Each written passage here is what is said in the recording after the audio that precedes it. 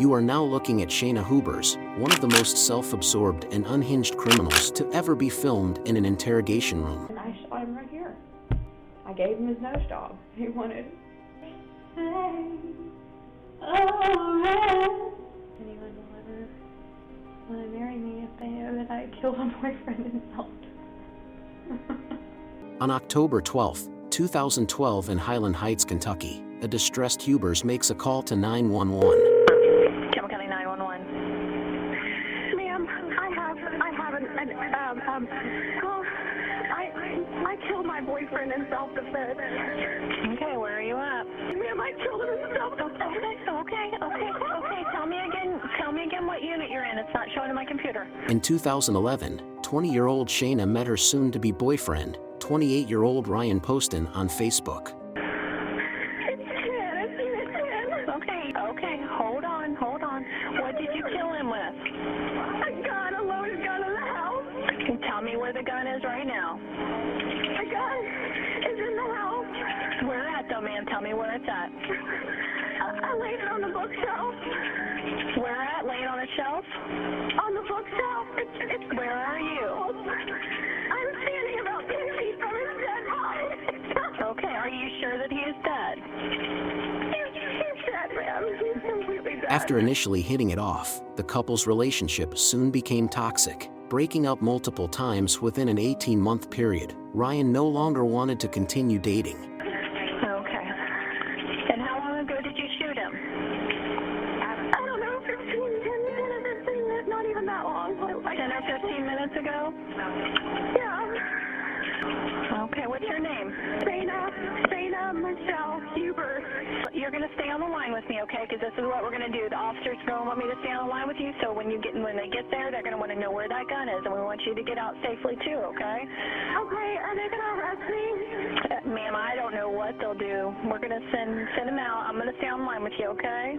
Shayna became obsessive and texted Ryan 50 times for every one message that he would send back. I mean, I'm not a murderer, ma'am. I just killed him. What happened exactly? What happened? He beat me and tried to carry me out of the house, and I came back in to get my things, and he was right in front of me, and he reached down and grabbed the gun, and I grabbed it out of his hand and pulled the trigger. Okay. All right. Do you need an ambulance? Have you been injured? I'm not injured, ma'am. I was thrown into the side of the couch. Okay. And how old is he? He's 29. He'll be 30 he would have been 30 on December the 30th. All right. What's his name? Ryan Carter Poston. He's an attorney in Cincinnati. Ryan finally decided to end things with Shayna and booked a date with Audrey Bolt, who was Miss Ohio 2012. This date was supposed to take place the same night Ryan was murdered. Okay. Have you had a history of domestic violence with him? Yes. Okay. And is this your gun? No, this is his gun. He keeps loaded guns in the house. So he slammed you into the couch, but you don't have any injuries? I don't have any injuries. I was just very frightened. He's a lot bigger than me. He's 6'3", 200 pounds. I'm 5'8", 120. And he picked me up and was carrying me out of the house. And I said, let me get my things at least if we're gonna break up. And he wouldn't let me get my things. And he pushed me down from the door all the way to the couch. And when they come here, they'll see how far that is. He threw me across the room. Although Shayna is trying to describe a fight that took place, detectives found no sign of struggle when they got to the scene. And I was very startled. I was laying on the floor. Okay. All right. And I killed him. Okay.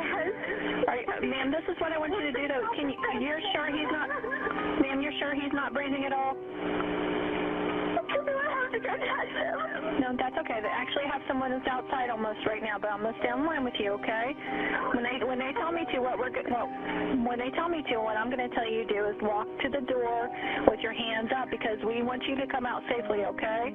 So that's why I'm staying on the line with you. He ran, and then because he was twitching and I knew he was gonna die anyway, and he was making funny noises, I shot him a couple more times just to kill him because I knew he would have been. I'm sorry, you said you shot him a couple more times after that? Yeah. How many times did you shoot him total? I don't know. Okay, because he was was twitching and you knew he was going to die, so you shot him again? Enough to make sure he was dead because he was twitching so bad and I don't want to watch him lay there and twitch. So you shot him instead of calling 911? Do what? Yeah, I did because I knew he was going to die anyway. Okay. It was pretty bad. He was like, he just was twitching. I mean, he was pretty much dead, and I shot him just so he stopped twitching. We will now take a look at the interrogation of Shayna and watch how a manic person acts when faced with investigators.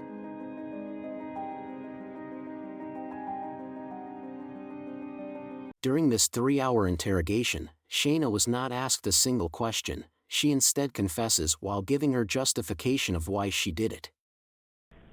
And in the middle of him doing something with his arm or saying something crazy, shot him. And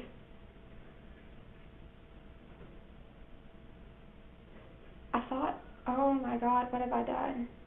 You know. And he was laying with his face on the table, like twitching. And so I knew he was going to die a very slow and painful death. I knew he was already dead, you know, and within the next 20 seconds, within the next 2 minutes, I knew he was going to be dead. And he was in a lot of pain. He was twitching, he was moaning, but he was ultimately dead. And so I shot him enough times to kill him so that he wouldn't suffer at that point, which was a few more times. And I shot him, I think I shot him twice, thought he was completely dead, and he was laying there still, twitching and making noises. And I shot him in the head. A former cellmate of Shayna testified against her in court, stating that she had in fact laughed about shooting Ryan. I probably should have left it there, but I knew he was going to die. Mm-hmm. Or have a very deformed face. And you were concerned? And I knew, oh no, he would have died. He was already dying. He was dying. But I just walked around the table and shot him where I knew he would die immediately. And fast. His obsession with guns killed him. You know, I would have never, I'm so Democrat, I would have never touched a gun in my life until I dated him. We have sped up Shayna's attempt at singing. Thank us by subscribing. How sweet the sound. He had put his arm across the table, and there's a lamp, and he had put his arm across the table and had it in my face and was screaming at me at the top of his lungs after he had thrown me around the room. Contrary to Shayna's claims of an argument taking place, the neighbors claim the only thing they heard was gunshots, then whimpering from the victim. And was saying emotionally to me, "You're a f***ing hillbilly. I f***ing hate you. I hate everything about you for what you are and my family." And he was screaming it, and he had his hand on the table, and he wasn't completely standing up. He was like this. He was sitting, he was enough that when I shot him, he went like this. Literally. That's when I knew he was dead. Or close to it, and twitching. And I let him, I still, even though it hurt, I still, enough of me, loved him. But I couldn't stand to watch him twitch. I knew he was going to die or have a completely deformed face. He's very vain. One of our last conversations we had that was good was that he wants my best friend who's a dentist to do his veneers and wants to get a nose job. Just that kind of person. And I shot him right here. I gave him his nose job. He wanted. I broke it. Even though Shayna has already taken Ryan's life, she is still displaying signs of anger towards him. I'm not your typical murderer. No, I'm not the one that you see on he said, "You're just a hillbilly from Kentucky." And I am. I guess the hillbilly came out of me. I took that for myself. None of it matters now. It's the worst thing I've ever done my whole life.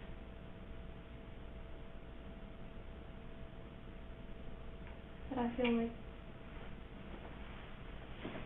it's just bad that part of me doesn't feel bad about it. And a part of me does, you know what I mean? Part of me is like, you hit me. It has been confirmed that Hubers was diagnosed with bipolar personality disorder. Some of the symptoms include emotional instability, impulsive behavior, and intense but unstable relationships with others. She told me the best women that she got along with in jail or prison are the women that were there because they had killed their husbands, and said that hell has no fury like a woman's scorn. Never believed it until now. And I wasn't doing anything that was mean. I was begging him to stay in the relationship and be with me because I knew that we once really loved each other. Ryan had told me that he loved me and wanted to be with me. And I guess somewhere along the way, that grew to hate. He was screaming how much he hated me. I don't know if anyone will ever want to marry me if they know that I killed a boyfriend in self-defense. It's not funny, but the stuff he was saying to me was so abusive while he was throwing me around the room. I'll never forget this.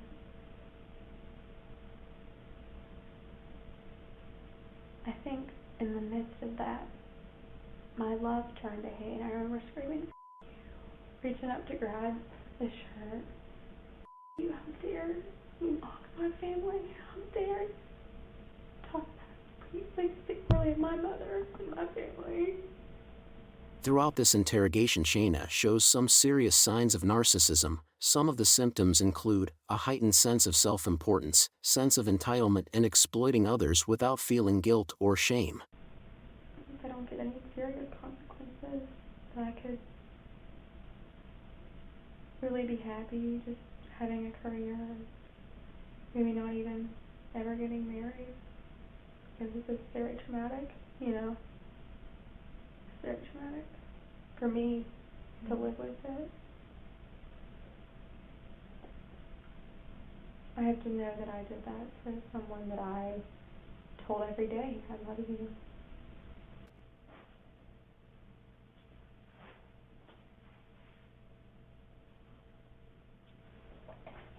I did. Yes, I did. I can't believe I did that. In court, Hubers was then indicted for Ryan's murder on December 20th, 2012. Shayna pleaded not guilty. Awaiting trial for almost 3 years, Shayna was not able to reach the $5 million bond for release, so remained in Campbell County Jail. Hubers' defense attorneys claimed that the shooting was in self-defense, while prosecutors argued the motive was to permanently end the couple's relationship due to obsession. Text messages were shown in court to show how excessive she was messaging Ryan. April 23, 2015, the jury had deliberated and Shayna was found guilty of murdering Ryan Poston. A 40-year prison sentence was recommended. Hubers' defense then made an appeal. Her conviction was granted on August 25, 2016. The original conviction was overturned due to one of the jurors being a convicted felon, which Kentucky state law prohibits. A second trial took place. This time Shayna's defense would use the angle of abusive boyfriend, as Ryan had admitted to pushing Hubers, which was proven by text messages in court. Although through the verdict in the second trial Shayna was sentenced to life imprisonment with the possibility of parole in 2032, Hubers will remain in the Kentucky Correctional Institute for Women until she is released. Thank you for watching, and please like and subscribe to Documentaries if you enjoyed.